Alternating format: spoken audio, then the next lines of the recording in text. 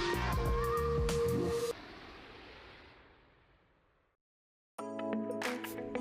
байцгаана уу хүмүүс үзэгчдээ 7 хоног бүрийн Мягмар 5 гарагийн 14 цагт Монгол телевизийн Терминал 1-ийн студиэс чөлөөт ярилцлага үзэгч та бүхэнд хүрдэг. За өнөөдөр бид хүүхдийн хоол үйлдвэрлэл шин тэжээлийн талаар хүүхдийн хоол үйлдвэрлэл шин тэжээлийн сургалт арга зүйн үндэсний төвийн ахлах мэрэгжилтэн ням цэцэгтэй ярилцахаар урлаа. Сайн байна уу? Сайн байна уу? Сайхан хаварч байна уу?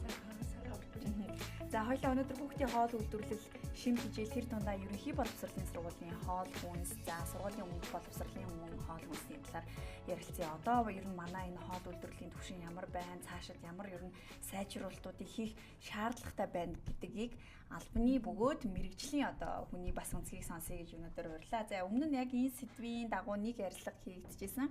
Шинжлэх ухааны технологийн их сургуулийн одоо багш бас оролцож ирсэн. Тэгээд тэрэн дээр бол бид бол яг ерөнхийдөө экспертүүд бас ажлын хэсэгт ороод ч юм уу те илүү сайжруулалт хийх гээд ингээ оролцоо явьж байгаа.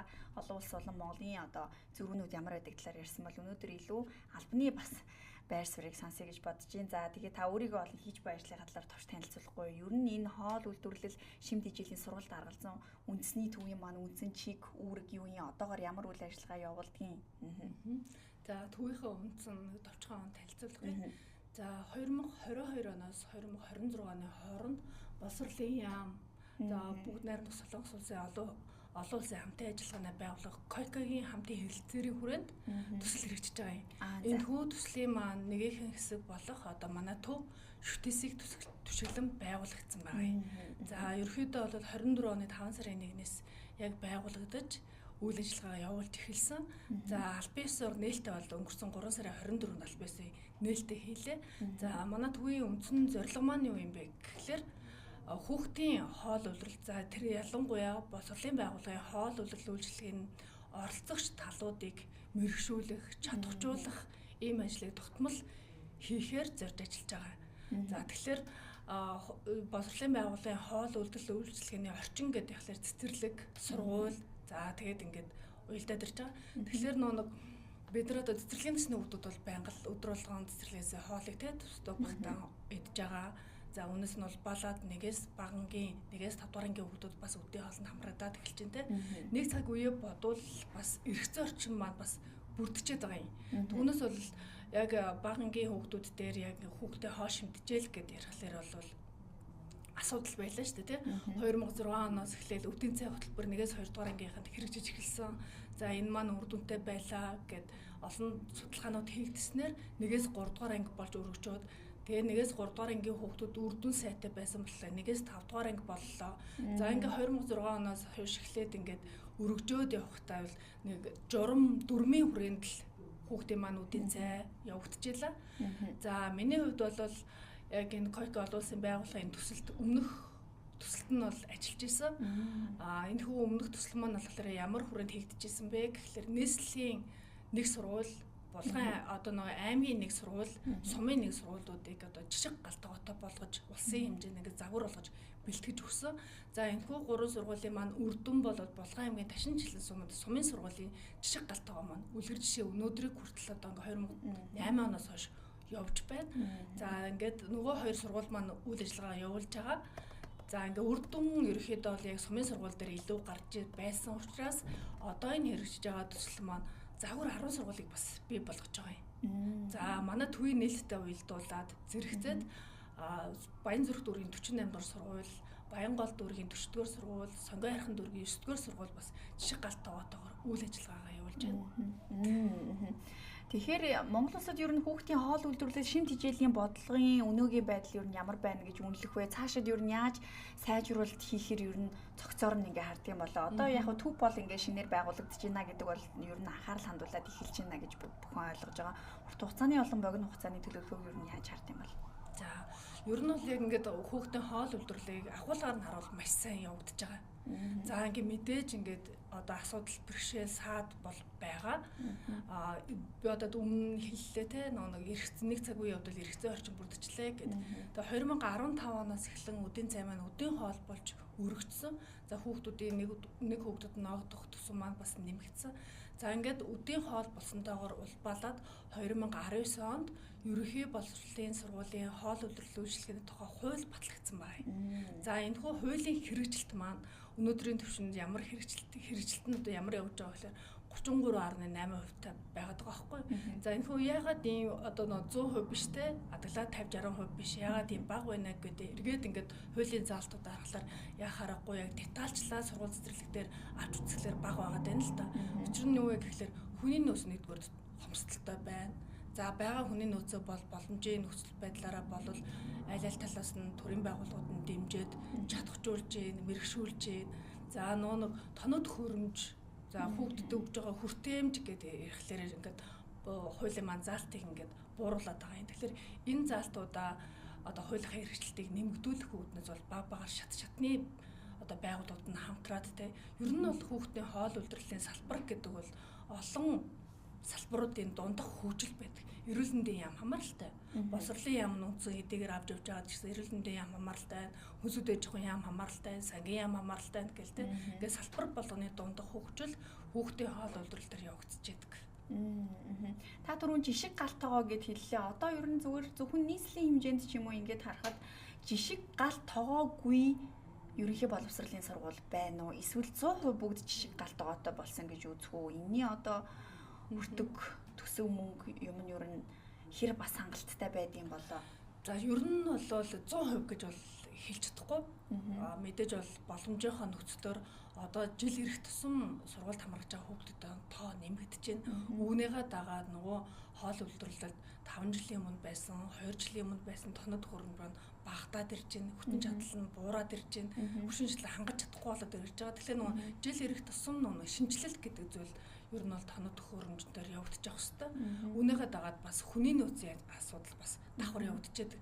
Төрийн байгууллагын цалин хэдүүлээ те. Хэдийгээр нөгөө доктортойгоор баг цалинтай ирсэн үр дүн нь ингээд алстаа гардаг гэдэг зүйлийг ухамсарласан хүмүүс бол ажиллаж чадчихлаа л да. Тэгэхээр бас их харьцангуй ойлголт болоод байна тийм ээ. Хүүхдийн тоноос хамаарат. Жишээлбэл одоо энэ ерөнхий боловсролын сургуулийн жишг галт тоогоог тогтжуулахын тулд тэр гарах зардлыг сургуулиас гаргадаг юм уу, төрөөс олгодог юм уу, нийслэлээс дэмжих юм уу? Энэ юу н ямар процесстэй яаж явдаг асуудал юм бол. За энэ төслийн хэмжээнд бол төсөл хэрэгжиж байгаа учраас төслөөс 100% тогтжуулаад өгч байгаа.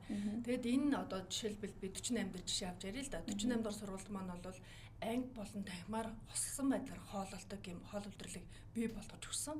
Тэгэхээр нэг удаадаа 3 анги зэрэгцээд нь танхимаар суугаад өөрөөсөндөө үйлчлээд ингээд хоол үйлдвэрлэлтэд хамрагдаж чадчихээн. Бус ангиуд нь болохоор ангидаа түгээх байдлаар хоололж байна. Тэгэхээр ингээд энэ 2000 хүүхдэд хэдийн ямар хэмжээний тоног хөрөмж хэдэн ширхэг байвал энэ удаадаа болж гинэ гэдэг ингээд бодитоор ингээд загвар гаргаа өгчлөөр бусад хүүхдийн тоотой дүүцгүй сургуулиуд нь очиод бодитоор харах боломжтой гэсэн үг байхгүй. Одоо жишээлбэл 48-ыг харьцан хэмжээнд зэрэгэлдээ байгаа 33 дугаар сургууль адилхан л ойролцоо хүүхдтэй байгаа. Тэгэхээр манайх те явандаа хоол үйлдвэрлэлээ сайжруулахын тулд 48 яа сайжруулсан тэрэн шиг багаар одоо дутуу зүйлээ одоо нэг жилд нь аваад дараагийн жил нь дахиад нэмж авдаг ч юм уу. Ийм байдлаар хийгээд үргэлжлүүлээсэ гэдэг үднээс жишг галт тоогоонууд манд бий болж байгаа юм. Тэгэхээр яг энэ жишг галт тооны стандартын дагуу бусад сургуулиуд манай араас төгсчээд тэгээд явах тийм. Одоо яг сургуулийн энэ хоолны чанар шим тижээлийн хувьд тулгамдж байгаа асуудал нь юу байна? Сургуулийн хүүхдүүд дээр бол бас хангалттай шим тижээлтэй хоол олохгүй байна. Нүүрс ус ихтэй хоол байна.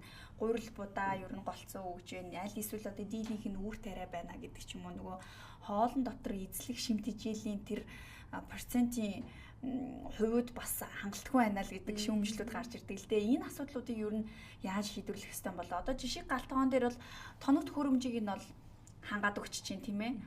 Яг технологи тал дээр нь буюу хоолны тэр хийц, бүтээц, тэр орц найрлагын хувьд юу н яаж анхаарал тавьж юу н ямар стандартыг баримталт юм бэ? За ер нь бол яг энэ жишг сургуулиуд дээрээ бол мэрэгсэн хүүхдийн хоолоор мэрэгсэн хоол зүйчилнэ гэдэг юм бас заалт ороод ирж байгаа. Нэг хууль гэж ирсэн те хуулийн заалтан дээрээ хоол зүйч юм уу хоол үйлдвэрлэлийн технологи заавал ажиллана гэдэг ийм залттай байгаа байхгүй. Үүнийг боловсролын байгууллагын удирдлагууд хэрэгжүүлж ажиллана гэдгийг үүрэг болгогдсон байгаа. Тэгэхээр манай энэ жишээ галт тоогоонууд дээр хүүхдээ хоолоор мэрэгсэн хоол зүйч нар ажиллаж байгаа. Энэхүү хоол зүйч нар яадаг вэ? Манай төв дээр чадварчаад мэрэгшээд өгсөн гэсэн. Тэгэхээр нөгөө тухайн боловсролын байгууллагуудад ажиллах хоол зүйч маань ямар үүргийг гүйцэтгэж ажиллах вэ? За энэ хуулийн дээр хоёр залттай байгаа. Нэгдүгээр нь болохоор хоол үйлдвэрлэлийг удирдан зохион байгуулах. Хоёрдугаарт нь болохоор хоо шимтгэжлийн боловсролыг заавал олгоно гэдэг ингээд заагаад өгсөн байдаг.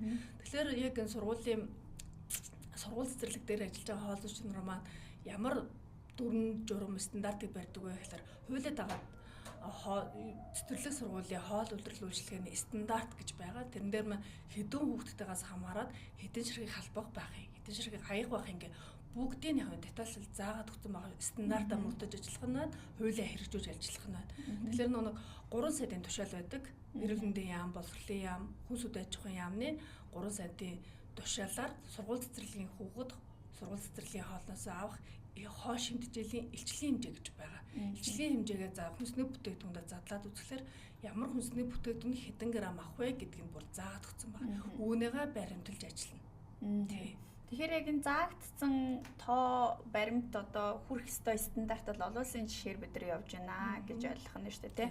За мэдээж одоо нөгөө төслийн санхүүжилтээр энэ жишг галтаа жишг одоо хоол үйлдвэрлэлийг ерөнхий боловсролын сургуулиудын дунд бид нар бий болгох гэдэг тийм ээ. Тэгэхээр энэ бусад сургуулиуд дээр мөрдөгдөж байгаа энэ шим тижээлийн одоо хэмжээ гэдэг ч юм уу те ерөн судалгаа энэ мониторингийг ер нь яаж хийдэг юм болоо энэ талаар одоо магадгүй танаа үндэсний төвтэй холбоотой ч юм уу чиг үүргийнхэн дотор бас холбогдож байгаа юм зүйлсүүд байна уу?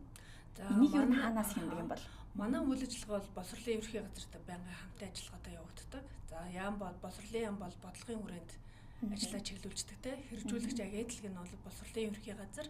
За ерөнхий газрын хоол үйлдвэрлэл үйлчлэгийн эхлэлцтэй байнгын хамтын ажиллагаатай байдаг. Тэгэхээр сургууль цэцэрлэг дээр одоо ажиллаж байгаа хоол зүйч нараараа дамжуулан одоо үнийн судалгаа бид нар одоо төсөд багтаан хүүхдийн хоолыг олгож байгаа. Тийм учраас яг өнөөдрийн нөхцөл байдал буюу өнөөдрийн нийлүүлэгдэж байгаа хүнсний бүтээгдэхүүндээ багтаан бид нар илчилгээний хэмжээ хэрхэн тооцоолж байна вэ гэл ингээд сарын цэс нь хэрхэн явагдаж байна.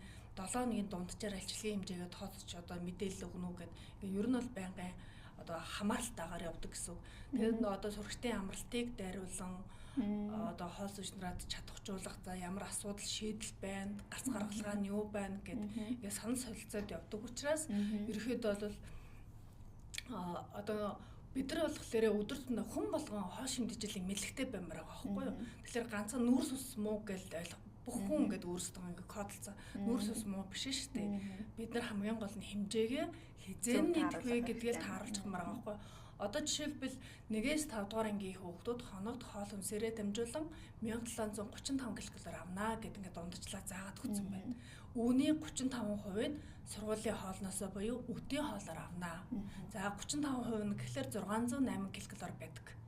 За тэгэхээр бид нар жишээлбэл те 1735-ыг 100% гэж тооцох юм бол үүний багада 50-аас 55% нь нүүрс ус байдаг байхгүй. Тэгээд ингээд нүүрс усны хэмжээг манд гаргаад ирлээ те.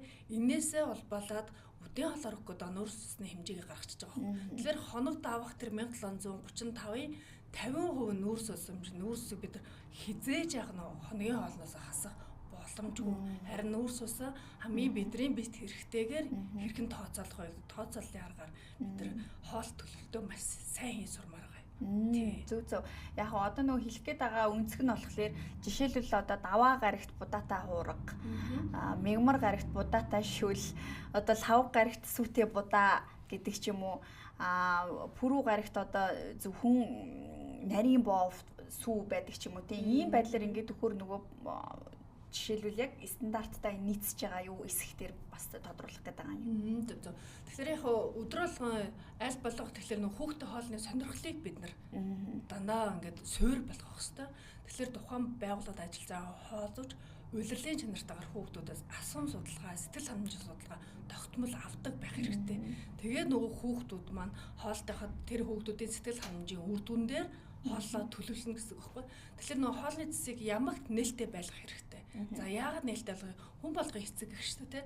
Тэгэхээр нөгөө сургууль цэцэрлэгээс өгж байгаа хоолны цэцтэй танилцах юм бол гэрийн хоолтой нөгөө эцэгчүүд маань сургуулийн хоолн дээр үйлчлээд уйлдуулж өгөөгүй хүнсний бүлгийг би гэрээс өгөх ёстой байна гэдэг ийм ойлголттой болох хэрэгтэй байгаа. Тэгэхээр нөгөө хүн болгон шимтгийллийн нэг боловсралтай, мэдлэгтэй болоосаа гэдэг маань нэгдүгээр энтэй уйлдаж ирж байгаа байхгүй. Тэгэхээр яг хоол зүйч нар маань бол энэхүү төлөвлөлтийг бол хийдэг. Тэгэхээр нөгөө мэргэжлийн болон мэргэшээгүй тоогоож хоол зүйч тухайн хоол үйлдвэрлэлд ажиллах юм бол ажиллаж байгаа бол яг мэргэжлийн онцлогоос хамаарат энэ давтамжууд нь яг ойр ойрхон байх магадлалтай. Түүнээс мэргэсэн яг хүүхдийн хоолны олон жилийн туршлагатай хоол зүйч тоогооч нар бол яг өдрө болгон болол тэгж өгөх боломжгүй. Ер нь нэлээд төрөлжүүлээд одоо солонгоруулна гэдэг шиг явах юм шүү дээ, тийм ээ. Нэг хэсэг сургуулийн өмнөх боловсролын хүүхдүүдийн хоол хүнсэн дээр бас нэлээд маргаан гараад төсөвт одоо таарах ямар ч боломжгүй байна. Маш бага одоо хэмжээтэй илчлэгийг ерөөсөө уураг одоо тэр нүүрс усны хэмжээ гэдэг юм уу тооцоолууд бол ер нь хүүхдийн өсөлт хөгжлийг дэмжих хэмжээнд хүрэхгүй байна гэж эцэг эхчүүдээс татаас авч эхэлсэн. Одоо бол харьцангуй үр дүнд хүрж ийн гэж бид бүхэн ойлгож байгаа шүү дээ, тийм ээ. Ер нь төсөвт багтаах нь өөрөө эргээд ажил хийхэд ер нь хэр хүндрэлтэй болгодгийг. Төсөвт багтаана гэдэг нь мэдээж шинжлэх ухааны үндслэлтэй за өдрийн хоолны одоо энэ тэ хэмжээнд хүрхүйц төсвийг мэдээж баталж өгж байгаа болов аль эсвэл одоо мөн цаашдаа ер нь явандаа ерөнхий боловсролын сургуулийн хүүхдүүдийн хоолны шинж бичлэгийг сайжруулахын тулд бас нэг өөр системээр орох хэрэгтэй юу? Мөн л одоо татаас авдаг ч юм уу эцэг эхчүүдтэй хамтрах байдлаар ингэж явах уу? За 2024 онд бол өдөө хоолны нэг хүүхдийн норматив 20,500 болж нэмэгдсэн. Энэ маань болохоор тухайн жилийн хүнсний бүтээгдэхүүн инфляцийн түвшиндээ уялдуулаад жил болгон нэмнэ гэдэг юм заалттай байхгүй юу? Гэтэл өнөөдрийг болтол 2,500 төгрөгөөр явж байгаа. Тэгэхээр л нөгөө нэгжлэг хэмжээ чинь тухайн 2024 онд байсан махны үн хэдэн төгрөг байсан. Өнөөдөр хэд болцсон бэ гэдэг чинь дахиад 50% нэмэгдсэн учраас одоо нөгөө норм хэмжээнд өгөх боломжгүй болоод ирж байгаа.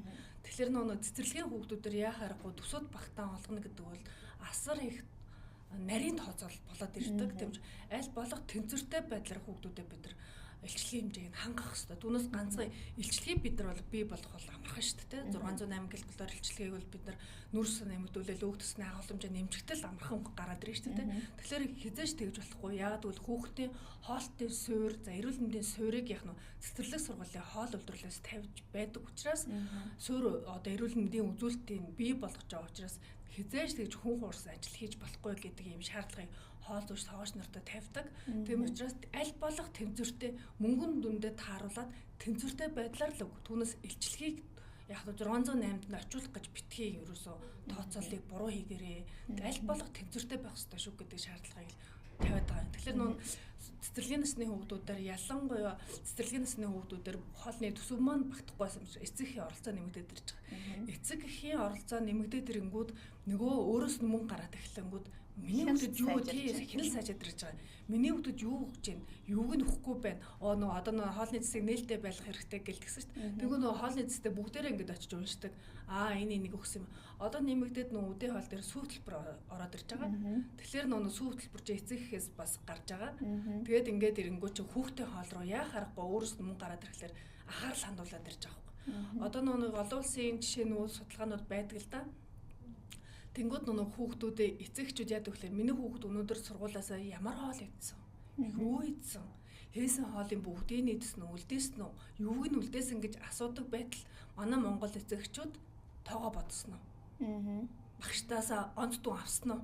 Авах ёстой, аваагүй л авах ёстой. Суурь системийн ялгаа байна тийм ээ. Ингээд нэг юм ялгаа байгаад байгаа хгүй. Тэгэхээр бид нар хэрвээ тэр хүүхдээсээ тэр амжилтыг хүсэж байгаа бол эхлээд эрүүл гэдэг суурийг тавих гэж. Хоолтын байдлыг суурийг тавих гэсэн байгаад 1000 өлсөөгүй хүүхэд за тэгээд эрүүл мэндийн сайн байгаа хүүхэд гаднаас өгж байгаа мэдээллийг төдий чигээрээ хүлээж авах чадвартай байх байхгүй. Энийн тоо манайх нөгөө хойноос нь яваад байна. Урдаас нь биш, хойноос нь хүүхдүүдэд анхаарал хандуулад байна гэдэг зүйл ажиглагддаг. Одоо та түрүү хэлсэн сургууль цэцэрлэг мэргэжлийн хоол зүйчгүй байгаагаас энэ адил төстэй хоолуудыг өгөх давтамж нь ойрхон ч юм уу нөгөө жишг тэр стандарттай хүрэхгүй байх магадлалууд байгаа гэдэг хэлжсэн. Тэгвэл ер нь Монгол улсын хэмжээнд хоол зүйч нар хэр олон байдгийг яг сургуулийн өмнөх боловсролын байгууллагууд олон ерөнхий боловсролын сургуулиудад 100% хүртээмжтэй ажиллаж чадхаар боловсон хүчтэй бэлтгэгдсэн юм уугүй юу гэдэг асуудлаас гарч ирэх нь энэ талаар асууя. Тий. За өнөөдрийн байдлаар бол энэ хичээлийн жил 900 орчим хувийн болон улсын төрийн өмчит сургуулиуд байна. Үүний 300 орчим нь одоо яг нэг ажлын байран дээр ажиллаж байгаа нь 350 орчим хоолцож байна. Ерөнхий боловсролын сургууль дээр ажиллаж байгаа. За 300 гаруй одоо цэцэрлэг байлаа гэхэд цэцэрлэгийн бас л 30 орчим хувьд нь л хоолцож байна. Тэгэхээр нэг хоол зүйч бол эрэлттэй мэргэжил байгаад байгаа. Ялангуяа манай нийгэмд бол эрэлттэй байна. Ерөнхий одоо боловсролын байгууллагынхаа хоол улирал үйлчлэгээндээ ажиллах хүний нөөцтэй бол хангалтгүй байгаа. Тийм учраас нөгөө боловсролын ерөнхий газраас ингээд шеэр байдлаар ажиллаж болохыг гэмтсэн байгаа. Тэгэхээр одоо зэрэгэлд манайх чинь ингээд ажиллавал сургууль цэцэрлэг хоёр зэрэгэлдээ дандаа байгаад байдаг шүү дээ. Ялангуяа хууч нь одоо нөгөө хороолол дунд те сургууль нь байлаа, хажууд нь цэцэрлэг нь байдаг. Тэгэх юм бол тухайн тэр сургуульд ажиллаж байгаа хоол зүйч цэцэрлэг дээр мөн ажиллах бүрэн боломжтой. Ингээ зохицуултыг хийгээд явах учраас ийм нөхцөл байдал аль болох өөрсдөө нөхцөл байдал тааруулан тэнцвэртэйгээр нэгэн жигд хүртээмжтэй байхаар зорж ажиллаж байна. За тэгээ манай төвөөс жилдээ нэг 900 орчим тоогоочийг хүүхдээ хоолоор мэрэгшүүлэхээр зорж ажиллаж байгаа. Өнөөдрийн нөхцөл байдлаар бид нар бол 650 орчим тоогоочийг хүүхдээ хоолоор орон нутгийн нийслэлээс ингээд хамруулад мэрэгшүүлсэн байна. Цаашид 1800-д хүрэхээр ер нь бол ажиллаж байгаа. Тэгэхээр 1800 гэдэг бол зорилттой тоо. Энэ тоог гүйцэх юм бол ерөнхий боловсролын сургуулиудын одоо нийт сургуулийг хангана гэж ойлгох уу? Тийм. Одоо бол 30% даач хүрэхгүй нөхцөл байдалтай байна тийм байна гэсэн үг. Тэгээд яг бол дундын байдлаар ингээд ажиллахаар бас богино хугацааны менежмент хийж байгаа юм байна гэж ойлголоо. Ер нь сургуулийн хоолны чанар, шимт хижээл яагаад ийм чухал юм бэ гэдгийг одоо хоёлаа ярилцъя тийм ээ. Урт хугацаанд одоо эрүүл иргэнийг бид нар бэлтгэх гэдэг нь шүү дээ тийм ээ. Яг нөгөө эрүүл мэндийн суур үзүүлэлтүүд одоо бүрэлдэж байгаа учраас хоол хүнсээр нь шимт хижээлээр нь дамжуулаад эрүүл иргэнийг бүтээх гээд байгаа ийм том үйл явц гэж ойлгож байна. Тэгэхээр энэний нөгөө одоо байшингийн суур гэдэгтэй л адилхан ойлголт болчиход байна л да. Тэгээ энэ ойлголтыг одоо бүр илүү дэлгэрэнгүй та тайлбарлахгүй. Гадны улс оронд ер нь хүүхдийн хоолны шимт хижээл гэдэг зүйлийг яагаад ингэж чухалчлан авч үзэж энэ салбар нь илүү их өндөр хөгжсөн мэт юм. Монголд яагаад бид дөнгөжл одоо тийм ээ өнгөрсөн жилээс энэ эцэг эхчүүдээс татаас авч эхлээл одоо дөнгөж жишээлбэл энэ үндэсний төв маань байгуулагдаад ингээл хууль маань хүртэл саяхан ингээл батлагдаад байгаа тийм их шин салбар байна л да. Энэ дээр яагаад бид хоцорч юу? Яагаад үнэ одоо бид хэд чинь яг хоол зүйч мэрэгжлийг бэлтгэж эхэлсэн он 2000 оноос эхлэх таахгүй. Анхны эсэлтээ авсан шүтээсээр за эхний төгсөлт нь 2005 онд төгссөн байх жишээ нэ. Тэгээ жил ер нь олоод дунджир нэг 8-аас 10 хоол зүйч төгсдөг. Маш бага. Тийм маш бага. За тэгээд ингээд эрэлттэй байхын үндсэнд уялдуулаад босод их сургуулиуд бас хоол зүйчийн ангийг тэнхмийг нээгээд, ангийг нээгээд эсэлтүүд нэмэгдүүлж байна л да.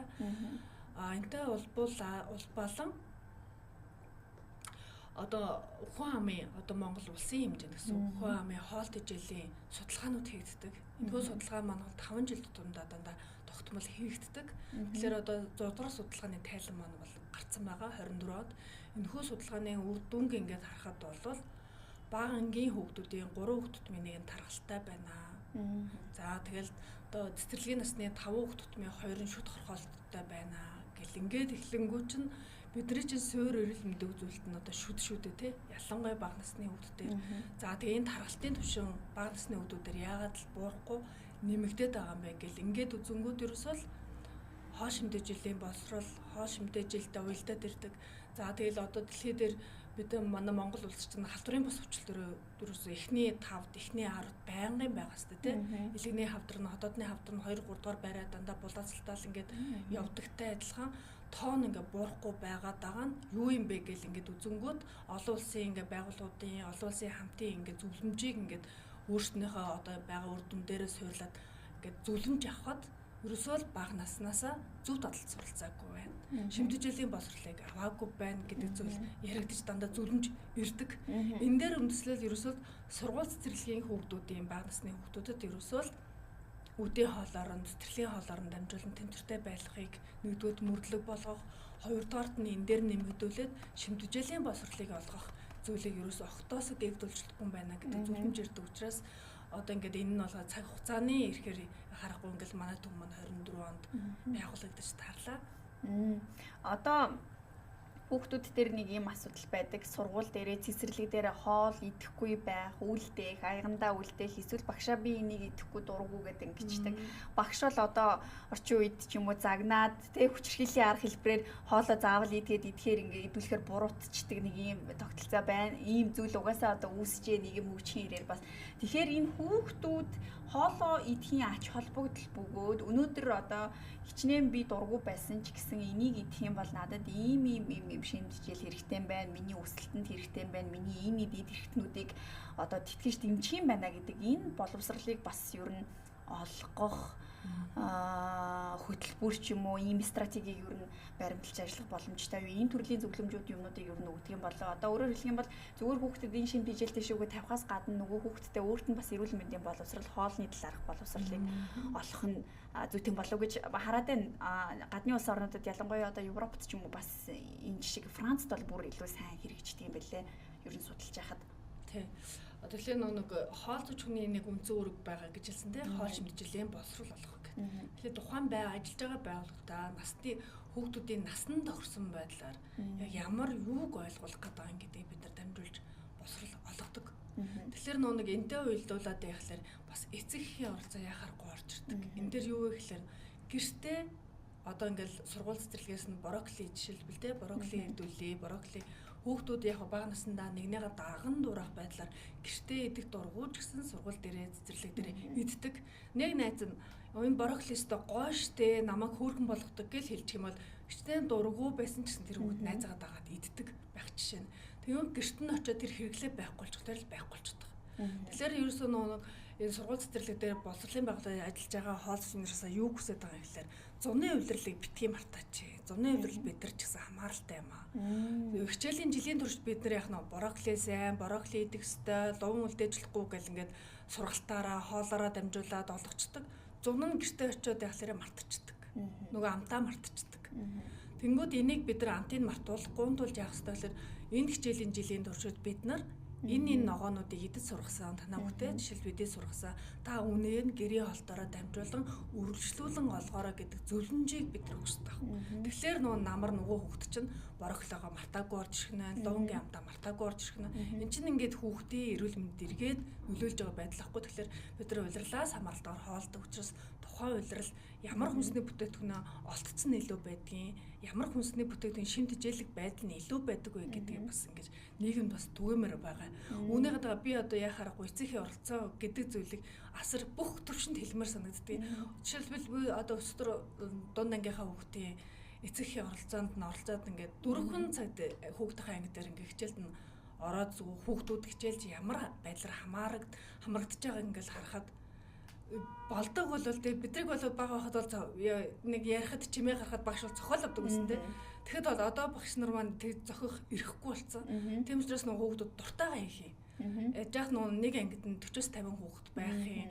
Нөгөө багш уртлын 20 идэд ойлгуулаад нөгөө хойдолд сууж байгаа 20 ид бол ойлгохгүй хоорондоо яриад л ингээл болдог бол цохоод амаар л санагцсан. Яг үүнтэй адилхан бид нар ч гэсэн хүүхдүүдэд хичээл ингээд шимт хичээлийн боловсрол олохгүй те өглөөний цай хүүхдүүдэд та нарт ялангуяа дунд ангийн хүүхдүүдэд чинь өсөлтний 2 дахь үе явагдчихдаг байхгүй юу. Тийм учраас 6-аас 8 дугаар ангийн хүүхдүүдийн өглөөний цай 6-аас 8 дугаар ангийн хүүхдүүдийн хоолтын байдал маш чухал өнөөдөр. Тийм учраас бид нэг өдийн хоолоо үргэлжлүүлэн дунд ангийн хүүхдүүдэд оруулъя гэдэг одоо ер нь бол эцэгхийн санал хүртээ хэмжээ бас их байгаад байгаа. Тийм учраас хуулийнхаа заалтан дээр хүрт ер нь бол одоо энэ хичээлийн жилж ахлагын хүүхдүүд орцсон байх хэрэгтэй байхгүй. Тэгэхээр нэг төсөвтэй уялдаад бид нар дунд ахлагын хүүхдүүд маань өнөөдөр ороогүй байгаад байгаа. Тэгэхээр нэг энэ сайн бас жишээнүүд байна. Одоо нэг уул уурхайтай, уул уурхайн хөгцсөн аймагуд бол нийгмийн хариуцлага гэдэг үүднээс Орхон аймаг, Өмнө Говь аймаг энэ төр маань болохоор дунд ахлагын хүүхдүүдэд өдөө хоол хөтөлбөртөө хамруулад явж ийн л та ийм сайн жишээнүүд байна. Тэгэхээр энэ сайн жишээнүүд бол батагаар бид нар бас эцэгхийн оролцоог оролцуулан дунд ахлах ангийн хүүхдүүдийг бас улсын төсвийг харахгүйгээр оролцуулах боломж бас бидэрт байгаа гэж харж байгаа. Та сайн хэллээ, хооллолтын ерөн суурь мэдлэгийг аяух түгээхийг зорж энэ дээр эцэг эхчүүд туслах хэрэгтэй, хамтрах хэрэгтэй гэж. Гэвч одоогийн манай боловсролын системд энэ хооллолтын суурь ойлголт мэдлэг тухайн өдрийн хоол ер нь ямар байдлаар байвал зүй зохистой байх юм, ямар хувийг эзэлж явах юм бол стандартын дагуу байх юм гэдэг ойлголтыг яг хичээлийн хөтөлбөрт ер нь багтаасан байдаг уу? За хичээлийн хөтөлбөрт бол байхгүй. Одоо та бүхэн санаж байгаа бол нэг хэдэн жилийн өмнө бол эрүүл мэндийн хичээл хасагдсан байсан шүү дээ боловсролоос те. Эргээд нөө эрүүл мэндийн хичээлд сэргэж хөтөлбөр нь шинжлэхдэгтэй яг бүлэг ангиуд дээрээ хооллолт ба хөдөлгөөн гэсэн бүлэг сэдвүүд ороод ирсэн байна. Энэ дээр нь тухайн 4-р ангийн буюу 5-р ангийн 10 настай 9 настай хүүхдүүд хоош хэмжээлээ ямар боловсралтай байвал зохимжтой юм бэ гэдэг ингээ уялдуулан хичээлийн сэдвүүд байдаг. Үүн дээр нь яг хоноод авах илчлэгийн хэмжээ, за үдээ хоол хөтөлбөрт хамрагдаж байгаа бол тий авах илчлэг шимтгийллийн зөвлөмж хэмжээ гэдэг ингээд холбоотой хичээлүүд нь бол байдаг. Үүнийгээ дагаад бид нар хоолыг ярьж байгаа бол дээр нэмээд хөдөлгөөн гэдэг зүйлийг ямагт байх ёстой, хийх ёстой, нэмэгдүүлэх ёстой гэдэг ийм зөвлөмжүүд бол байдаг. Жишээлбэл дунд ангийн хүүхдүүдийн хувьд бол хооллолтын систем нэг өөр, бага ангийн хүүхдүүд дээр нэг өөр, ахлах анги дээр нэг өөр, сургуулийн өмнөх боловсрол дээр нэг өөр байх нэ гэж бид бүхэн ойлгож байна шүү дээ, тийм ээ. Тэгвэл та бидэнд нэг товч мэдээлэл өгөхгүй юу? Ер нь яг ингээд насныхын ангиллаар ангил хийгээд үзүүлэх юм бол аль насанд ер нь ямар төрлийн хоол хүнсүүдийг яаж хэрэглүүл зохистой юм бэ? Тэр ялангуяа сургуулийн орчинд ер нь ингэж өгвөл зүгээрээ гэдгийг бид зөвлөж байгаа гэдэг ч юм уу, тийм ээ. Яг одоо танаа үндэсний төвөөс гаргаж байгаа зөвлөмжийн дагуу та мэдээлэл өгөхгүй юу? За хоноо тавах хилчлэгийн хэмжээг нь 100% гэдэг хэдүүлээ ярьжсэн те. Үүнийгээ 5 удаагийн давтамжтайгаар 5 удаа хоолноо гэд хуваарлах юм бол өглөөний цай бол 10-аас 15% авдаг. Тэгэхээр нөгөө бага ангийн хүүхдүүд өглөөний ээлжинд ялангуяа орж байгаа хүүхдүүд өглөөний цаг заавал уусан байх хэрэгтэй. За тэгвэл тэр 10% авах гээд байгаа буюу 170 ккал илчлэгийг бид нар юунаас авч болох юм бэ гэл те. Тэнгүүд нэг зүсэм талхчил 100 ккал, нээшрхэг өндөг идэвхтэй 45 ккал, ингээд нийлээ 145 ккал болж байна. Чи нэг 50 мл сүйтэй ухтал 170 ккал авчиж байна гэл ингээд те. Ингийн байдлаар нөгөө нэгээс 5 дугаар ангийн хүүхдүүдийн зөвлөмжөнд одоо хичээлийн хөтөлбөрт нь байж идэг гэсэн. Иннээсээ улбаалаад дунд ангид ороод ирэнгүүт одоо хүүхдүүдээ яг өсвөр нас эхэлчихэдэг те. Тэгэхээр бид нар хоол хүнснээсээ илчлэг гэж анхаарахаасаа илүүтэйгээр эрдэс бодис амин нэмдэр илүү анхаарах хэрэгтэй хүүхдүүдээ. Хөдөлгөөн нэмэгдээд эхэлдэг учраас хөлсөөрөө кальций их алддаг. Тэгээ кальций бид нар нөхөхийн тулд заавал хоол шимтгийлэлээр авах хэрэгтэй гэл. Тэнгүүд нэг эрдэс бодис амин нэм гэж шимт үзийг ингээд ярангууд хүмүүсийн толгойд шууд юу боддог байх хэлээр нэмэлт. Нэмэлтээр би кальцийг ууж штэ. Цэг би шууд ингээд ууж штэ гэл ингэдэг те. Гэтэл ер нь бол бага насны болон өсвөр насндаа явж байгаа хүүхдүүдэд нэмэлтээр өгөх юм бол тухайн үед нэмэлт уух хугацаанд л хүүхэд нь түүнээс насан туршид тэр кальци хэрэглээнд байж гэн гэсэн ойлголт байхгүй байна. Харин тэр насан туршид нь кальци хэрэглээгээ байлгана, ясны бэхжилтийг маш сайнаар байлгана л гэж бол хоол хүнсээр заавал авах хэрэгтэй. Хоол хүнсээр авсан эрдэс амин дэм яг нь удаан хугацаанд бидний биед байдгаа, агуулгаддаг, хадгалагддаг. Тий. Ингээд нүүн насанд дунд ангийнх нь бол эрдэс бодис амин дэм дээр ажилладаг те. Тэнгүүд ахлах ангийн хүүхдүүд нь болохоор илчлэгийг бид нар яг юунаас авах хэрэгтэй юм? Тэнцвэртэй байдлаар яаж байлгах юм бэ? Гэт энэ дээрээ нэмэгдүүлээ бид нар өдөрт хэдэн минутын дасгал хөдөлгөөн хийснээрээ бид нар эрүүл байх юм. Ганцхан биеийн хамрын хичээлд орсноор бид нар эрүүл байгаад байна гэж ойлгох юм уу? Нэмэлтээр бид нар тусад нь өдөрт заавал 30 минут дасгалтгүйгээр дасгал хөдөлгөөн хийх ёстой юм уу гэл те. Тэгээ спортоор хичээлж байгаа хүүхдүүд байх юм бол нэмэгдүүлж илчлэгийн хэмжээг нэмэгдүүлж авах ёстой юм байна гэдэг ч юм. Ийм нарийн тооцооллын аргуудыг ахлах ангийн хүүхдүүдээр хийж сурдаг. За одоо миний асуух байгаа зүйл магадгүй одоо танаа үндэсний төвийн чиг үүрэгтэй бол хамааралгүй байж магадгүй, гэхдээ бас асууж тодруулахын зүйтэй гэж бодож байна. Одоо сургууль цэцэрлэгийн хүүхдүүдийн хоол хүнсийг бэлтгэхдээ хүнсээ татан авж байгаа. Тэдгээрийн их усүрүүдийг ер нь ямар стандартаар баталгаажуулж хаанаас ямар их усүрээс хүнсээ татан авалтаа хийж байгаа вэ гэдгийг хаана яаж шалгадаг юм болов? Жишээлбэл одоо магадгүй хугацаанд дууссан ч юм уу стандартын шаардлага хангаагүй олон улсад хориглогдсон хүнсний бүтээгдэхүүнүүд найрлаганд нь орсон ч юм уу аль эсвэл одоо харшлуулагч хүнснүүд, хор тавдар үүсгэгч хүнснүүд гэдэг ч юм уу маш олон төрлийн заалтууд байдаг юм билий. Эдгээрийг ер нь зөрчсөн ч юм уу тийм ээ энэ алдаа дутагдал гарсан одоо татаа авалтууд дээр яаж өрнө хяналт тавьдаг юм болоо. Энэ асуудал бас өнгөрсөн жил нэлээд эрчимтэй яригдчихсэн санагдаж байна. За нийслэлийн хэмжээ нь бол нөгөө захимдал хүрэг гэдэг захимжуулсан байгаа. Тэгэхээр нөгөө сургууль цэцэрлэг дээр нийлүүлж байгаа хүнсний бүтээгдэхүүн заавал захимдал хүрээр дамжуулаа авна. Тэгэхээр нөгөө тухайн аж ахуйн нэгж маань хүнс нийлүүлэх аж ахуйн нэгж маань захимдал хүрд оролцохдоо тавьж байгаа шаардлагуудыг заавал хангасан байх хэрэгтэй. Гэт эрэнгүүд нөгөө захимдал хүртэйгээр уялдуулаад нөгөө хүнсний бүтээгдэхүүн аюулгүй байдал, баталгаатай байдал маань зэрэгцээд ирж байгаа. Тэгээ үүнийгээ дагаад мөн адил эрүүл ахуйн заалтууд нь бас уялдаад ирж байгаа. Тэгэхээр захимдал хүрээс заавал авах ёстой гэдэг шаардлага маань захимдал хүр тухайн аж ахуйн нэгж бай орохын тулд шинжилгээний бичгтэй байх ёстой. Хамгийн сүүлд одоо нийлүүлэгдэх боломжтой одоо 3 сайтын тушаал байдаг гэсэнтэй тэр 3 сайтын тушаалын хавсралтаар сургууль цэцэрлэгийн хүүхдийн хоол үйлрэлд хэрэглэгдэх хүнсний бүтээгдэхүүний жагсаалт гэх стандартад заагаад өгсөн байна. Эдгээр хүнсний бүтээгдэхүүн нийлүүлэх гэж байгаа бол тэр сайдын тушаалын хавсралтын үзүүлэлтийг хангаж чадсан уу гэдэг шаардлагыг тавьж байгаа. Тэр шаардлагыг давсан болоо захимдал хүрэх тухайн бүтээгдэхүүн байгаа гэсэн үг. Тэгэхээр нийслэлийн нутаг дэвсгэр дээр үйл ажиллагаа явуулж байгаа сургуулийн өмнөх боловсролын байгууллага болгон ерөнхий боловсролын сургуулиуд бүгд захимдал хүрээр дамжиж нэг цонхоор бүтээгдэхүүний авч байна гэж ойлгох уу тийм. Тэгэхээр нөгөө яг энэ дээр л нэгэн зэргийн ачаалал яг нэг хугацаанд их хэмжээний ачаалал үүсэж байгаа болохоор одоо аж ахуйн нэгжүүд нь жоохон юу байгаад байл та оролцох дургуй ч юм уу те энэ нь болохоор төрийн хоорондын зохицуултаар шийдэж өгөхөөр сайжруулалт бол хийгдээд явж байгаа. Тийм учраас аль болох одоо тэр захимдал гүртэй тухайн байгууллагын захиалга өгж байгаа хүмүүс маань манайх ер нь бол те суурь судалгаагаа хийгээд манай хоол үйлдвэрлэл энэ сард 10 кг ч юм уу 100 кг алим хэрэглэнэ. Энэ хэрэглээгээ бид нар 7 хоногийн дандаа мягмар гарагт авна гэдэг ийм тооцооллоо төлөвлөгөөгөө гаргах юм тухайн захимдал гүртэй сануулга өгчих байхгүй захиалч нь гэсэн. Тэнгүүд тэр захиалгын хүрээнд тэр аж ахуйн нэгж нь бэлтцээ хангадаг.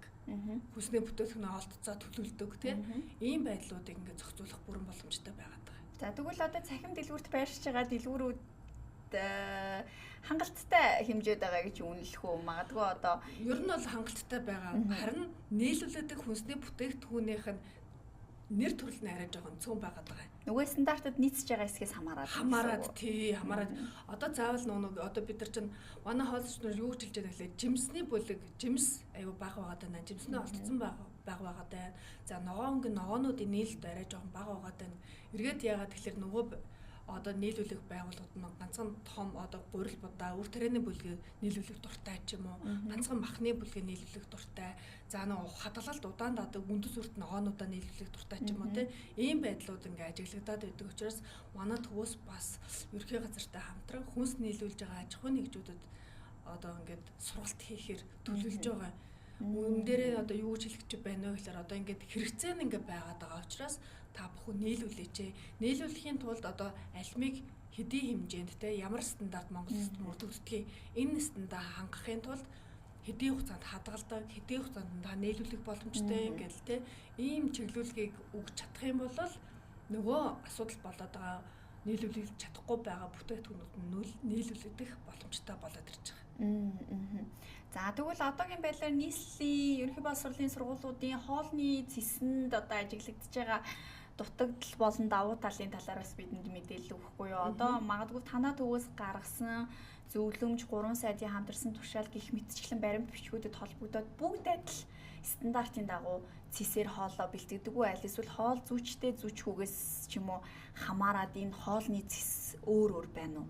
За тухайн орон нутаг одоо ганцхан нийслэл гэж ярихгүйгээр орон нутаг нийслэлийн одоо дүүргүүдээс хамаараад дүүргийн мэргэжилтэнгүүд нь одоо хоол зүйчүүлэлт мэдээж дутмаг байгаа. Тийм учраас дүүргийн мэргэжилтэнгүүд байгаа хоол үйлдвэрлэл үйлчлэгээ хариуцсан мэргэжилтэнгүүд маань жишг зэс одоо дүүргүүдийн хэмжээнд бол мөрдүүлж байгаа.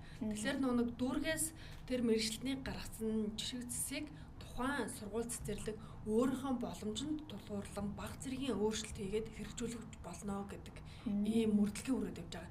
Энэ зэсэг зэс маань болохоор ингээд нэгдсэн байдлаар ингээд түүхэгдчихлээр эргээд нөө тэмцэртэй байдал гэдэг зүйлийг тэндээ шингээгээд өгсөн учраас орлуулах аргаар та бүхэн хэрэгжилж болно гэдэг зүйлийг бол хэлж байгаа. Тэгэхээр нөө сургууль цэцэрлэг маань заавал хоол зүйчтэй байхгүйгээр тухайн дүүрэгт нийлүүлэгдэж байгаа, тухайн дүүрэгт мөрдөж байгаа жишгцс нь юу байна вэ? Үүнийгээ баримтлаад ажиллаад явах боломжтой байгаа. Тэгэхээр нөгөө мэрэгсэн мэрэгчээгүй гэдгээрээ ялахгүйгээр нэг төвчөнд нь аль болох хүртээмжтэй байх үднэс ингээ жишгцсийг мөрдүүлж байгаа юм. За сургуулийн өмнөх боловсролын байгууллагууд бол цэсээ олон нийтэд нээлттэй тавьчихдаг сургуулийнхын нүүдэн дээр цэцэрлэгийнхэн нүүдэн дээр байж байдаг. Хувийн сургуулиуд бол мөн одоо 7 хоног бүр тухайн сургуулийн пэйж дээр ч юм уу хаалттай групп дээр мэдээлэлүүдэд тавьдаг. Тэгвэл улсын сургуулиуд дээр энэ хоолны цэсийг яаж эцэг эхчүүд харах боломжтой вэ? Энийг аппликейшнээр хянах боломжтой юу? Магадгүй аппликейшнээр хянсны дараагаар нөгөө тооцооллуудыг бас харах боломж байдаг юм болов уу? Бага одоо нэг SIS гэдэг энэ систем байгаа. Тэрэн дээр болохоор багшийн цонх, хоол зүчийн цонх, хоол үйлдвэрлэлийн цонх гэдээ байж байгаа. Тэгэхээр нөгөө яг энэ системдээ өдөр болгон тухайн хоолныхоо зургийг оруулдаг.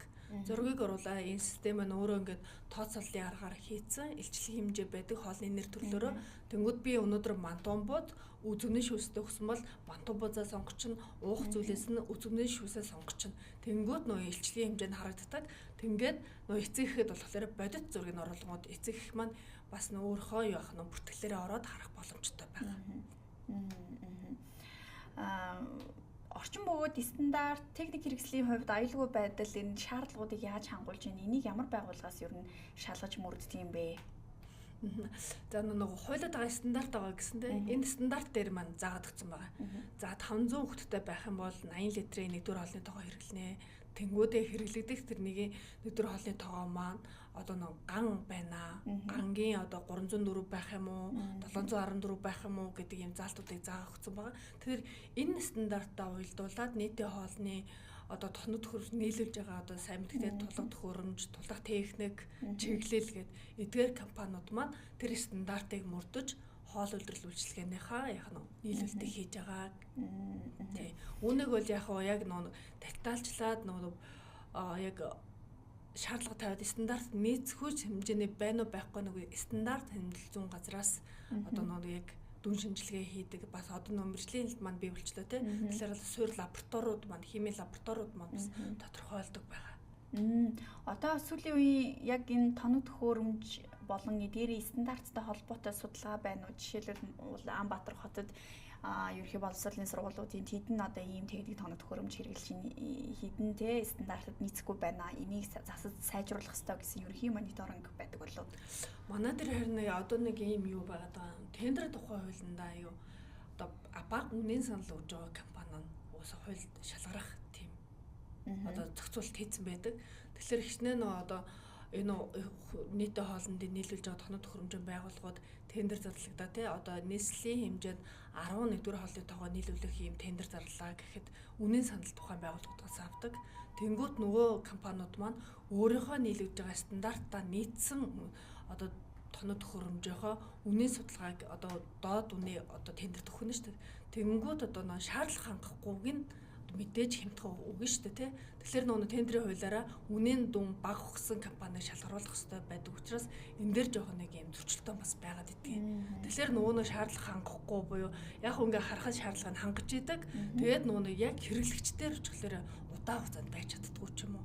Одоо эсвэл энэ ажлын ширээ, бэлтгэлийн ширээ байлаа гэхэд тий ган гэж байгаа хийдэж ачаал даахгүйгээр одоо энэ дээр чинь өдөр болгон 100 кг, 50 кг ногоод хүмүүс хэрчин гэл ингээд бодоход чинь энэ маань ачаал даахгүй хонхоож хотоодог, дундуураа хугардаг ч юм уу тийм ийм нөхцөл байдлууд байдаг учраас жоохон тендерийн хуультай жоохон ингээд зөрчилдөд байдаг юм асуудалтай. Яг бол төрийн шаардлага нөгөө талдаа стандарт 2 маань агуулгын хувьд зөрчилдөж чинь тийм ээ энэ дээр танай байгууллагаас тэгвэл энэ чиглэлд юу н ямар арга зүүн дэмжлэг сургалт сурталчилгааг үзүүлдэг вэ? Мэдээж одоо хууль хянуулах ч юм айл эсвэл одоо тий шалгах тухайн одоо зүйлсүүд дээр нөө стандартыг тогтоох байгууллага бол биш байна л да тий. Гэхдээ хөндлөнгийн бас ингээд мэргэжлийн сургалт арга зүүн дэмжлэг ч юм уу зөвлөмжүүдийг хүргэлдэг байх.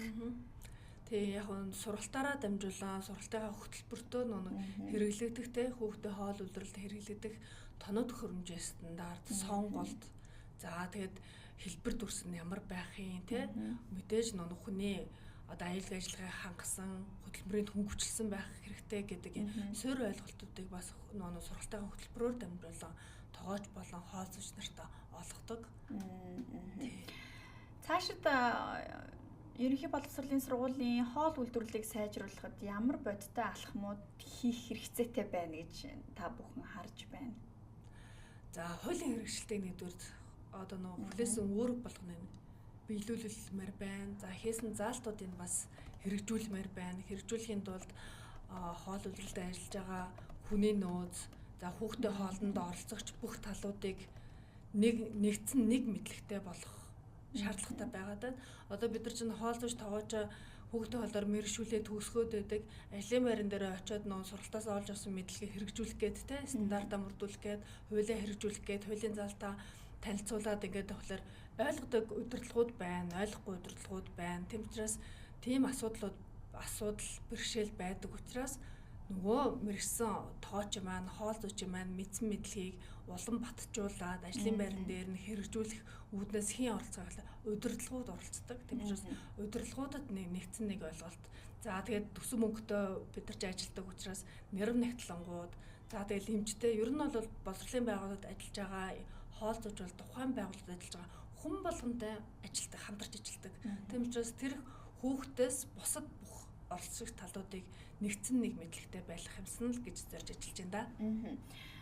Олон улсын туршлагаас яг манай улсад бас нэвтрүүлэх боломжтой хамгийн хялбар ч юм уу тийм жишгүүд юу нь юу байна? Та бүхэн мэдээж судалгаанууд бол хийгдэж байгаа. Монгол улстай одоо хооллолтын хувьд ч юм уу, соёлын хувьд, уур амьсгалын хувьд тийм ээ. За яг хооллолтын систем нь илүү ойролцоо гэдэг ч юм уу хэрэгжүүлэх боломжтой жишгүүд юу байдаг вэ? Жишүүд нь одоо жишээлбэл хамгийн хэрэгжих боломжтой бол эцэг их хүүхдийн хамтын сургалт.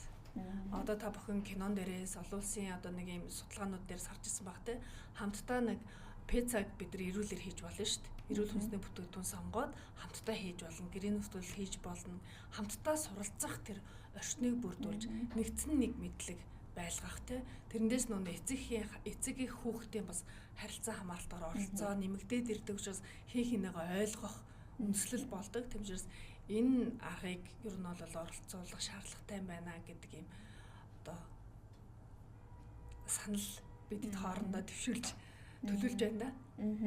За цаашдын хүүхдийн хоол үйлдвэрлэлийн яг салбарт гарах боломжтой агцыг та бүхэн юу гэж харж байна? Мөн одоо энэ койкагийн төслийн үр дүн хизэнээс яг одоо бодитоор хэрэгжинэ гэж харж байна. Магадгүй эхний ээлжийн цөөн сургуулиудыг жишг болголоо дараагийн сургуулиуд мөн бас энэ жишгийг тавтах хугацааны ер нь ямар байх юм бол? За ер нь бол нэг 10 жилийн дараа улсын хэмжээнд байгаа сургууль цэцэрлэгүүд нэгдсэн нэг жишг болчих байхаа гэж харж байгаа.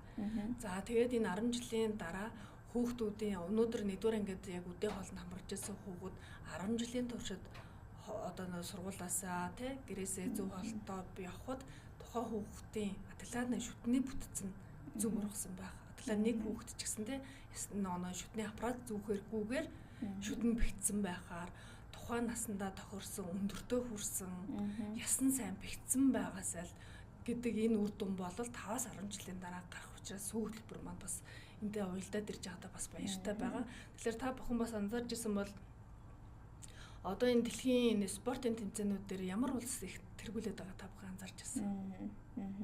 Хятад биш үү те.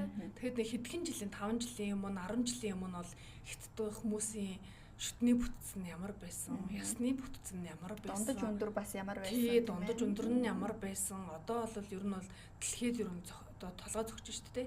Энэ нь юутай холбоотой вэ? Ерөөсөө сургууль цэцэрлэгээс нь хоол үйлдвэрлэлийн төрөөс нь сайн дэмжиж өгсөн.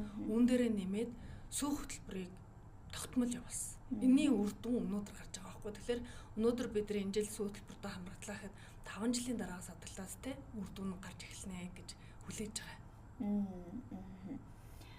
За баярлалаа. Тэгээд түрүүн таны чухал мэдээлэл хэлсэн. За яг бид бол харьцангуй энэ салбар шинээр хөгжөө дөнгөж 2000 оны ихэнх үеэс хоол зүйч нарыг төгсгөж эхлээд төгсөхдөө жилдээ нэг 8-10 хоол зүйчдэл төгсдөг. За яг одоогийн нөхцөл байдал дээр бол энэ ерөнхий боловсролын сургуулийн өмнөх боловсролын байгууллагуудад ажиллах хоол зүйчил хангалтгүй энэ 30% тач хүрэхгүй байна. Гэхдээ ирээдүйд бид одоо энийг 1800 хүртэл тоонд аваачиж 100% хангана гэж үзэж штэ. За дээрээс нь дахиад нэг шаталтай алхмууд нь үдийн цай гэж байсан бол өнөөдөр үдийн хоол боллоо гэж энэ дараагийн алхам нь дунд сургуулийн хүүхдүүдэд буюу дунд ангийн хүүхдүүдтэй өгдөг болёо гэж энэ хизэнээс хэрэгжих боломжтой гэж харж байна. Бэлтгэл ажил за мөн одоо тий хууль боловсруулах хугацаа гэдэг ч юм уу наад бэлтгэлийн ажлууд хэр хугацаанд үргэлжлэх бол за ер нь бол яг хууль бол яг хоол үйлдвэрлэлийн орчны судалгааг хийж одоо дунд ахлах ангийн хүүхдүүдэд хамруулах боломжтой гэдэг хугацаагаа төлөвлөсөн учраас ер нь бол одоо дунд ангийн хүүхдүүд эхний ээлжинд ороход бол тухайн одоо сургууль өөрснөөхөө хувийн дотоод зохион байгуулалт хийж чадах юм бол бололцоо нь бол байгаа. Суурь одоо тоног төхөөрөмжүүд нь хүүхдийн тоонд нь үндэслэгдээд нийлүүлэгдсэн одоо хүний нөөцөө л яг нь зөв менежмент хийж чадах юм бол боломжтой байгаа. За ер нь ярилцлагын цагийн хүрээд шавтарч байна. Тэгээд таны хувьд одоо хэлээгүй мэдээлэл, миний хувьд асуугаагүй асуулт гэдэг ч юм уу нэмэлтээр өгөх мэдээлэл та өгч болно. За тэгэхээр нөгөө ямар ч иргэнтэй одоо нөгөө төрөө харахгүйгээр одоо өөрсдийнхөө боломж нөхцлөөр хүүхдийнхээ эрүүл мэндэд юу хийж болохоор байна. Адаглаад бид нар үнгүүгээр худалдан авдаг зүйл байдаг. Тэр маань юу гэхээр байгалийн дархлаажуулалт байдаг. Тэгэхээр эцэгчүүд хүүхдүүдэд байгалийн дархлаажуулалтын буюу монгол хүн гэдгийг нь илүү одоо өөртөө суулгадаг уламжлалт хоол хүнс бид нар ямар байсан бэ гэдэг зүйлийг уламжлалт болсон зүйлүүдээ ингээд өвлүүлээсэй л гэж өсмөр байдаг. Тэгэхээр одоо ингээд адаглаад энэ хүүхдүүд чинь цус багталттай байна гэлдэг чинь тийм. Тэнгүү цус багталт нь юунаас үүдэж байгаа вэ? Ерөөсөө төмрийн туталтай байдаг. Төмрийн тутал чинь хаанаас ахлаар нэмэлтээр бид нар тариуллаа, уулаа тухайн үедээ л хүүхэд нь төмөр юунаас нөхөхтэй гэхэлээ заавал дайвар бүтээгдэхүүнээс нөхөхдөг байхгүй. Тэгэхээр бидний өдөр тутмын хэрэглээ дайвар бүтээгдэхүүн хэрэглээ байна уугүй юу гэл ингээл те. Тэгэхээр чин дайвар бүтээгдэхүүн гэдээ ярихлаар бидний уламжлалт хоол хүнсний хэрэглээтэй уялдаад ирж байгаа. Тэгэхээр дотор гизчлэн байж байгаа. Зуны улирал бид нар яадаг үлээ сүү загаад тэгээддэг. Өнөөдрийн одоо хаврын улирал бид нар чин аль болох шинхэн ногоо жимс эдгийг ирмэлцдэг. За тэгээ хатаасан борцоо хэргэлдэг. За хатаасан цусаа хүртэл хоолндоо хийж баяжуулаад иддэг те. Энэ уламжлалууд маань байхгүй болчиход байгаа. Тийм учраас аль болох залуу гэр бүлүүд энэ уламжлалаа өвлүүлэн өв тэгээд яваасаа гэж хүсдэг. За хоёлаа яг нэгэнт ингээд ярьснах сүүлийн нэг асуултыг асуучих. Дайвар бүтээгдэхүүн болон цагаан эдэний хэрэглэн дээр та чухал ач холбогдлыг нь хэлэхгүй юу? Хүүхдүүд маань бол сүүлийн үед цагаан эдээ буюу ааруул, лезги, өрөөм, тараг гэх мэтчлэн бас хэрэглэнээс их холдож байна. Огт хэрэглэдэггүй хүүхдүүд ч байна. Сүүнээс өөр одоо бүтээгдэхүүнийг хэрэглэхээ болсон. За мөн одоо хэрэглэхгүйгээс шалтгаалаад лактоз үйл твчих хаашилтай болж байгаа хүүхдүүд байтугай том хүмүүс маш их байна, тийм ээ. За дайвар бүтээгдэхүүнийг бол бараг л бас хэрэглэхгүй байна. Хүүхдүүд бол сүүлийн үед одоо хоньны дотор гизэл идэх нь бол бас ховор үзэгдэл баг болох гэж байна шүү дээ, тийм ээ. Тэгэхээр энэний ач холбогдлыг та магадгүй хүүхдүүд үзчихээвэл, тийм ээ. Эцэг эхчүүд нь бас үзчихээвэл ач холбогдлын талаар бас сүү цагаан эдээ бол ойлгомжтой одоо нэг кальцийн агуулмж.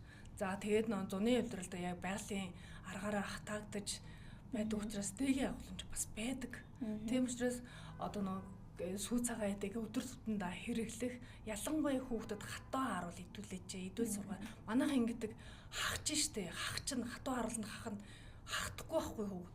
Тэгээ нөгөө жижигхэн хатуу харуулыг ам дотроо ингээ болтолцуулан хоёр тишээ ингээд одоо яг нөө шүсэндээ төвтэйгээд идэхлээр шүдний зөв ургалтыг дэмжиж өгдөг.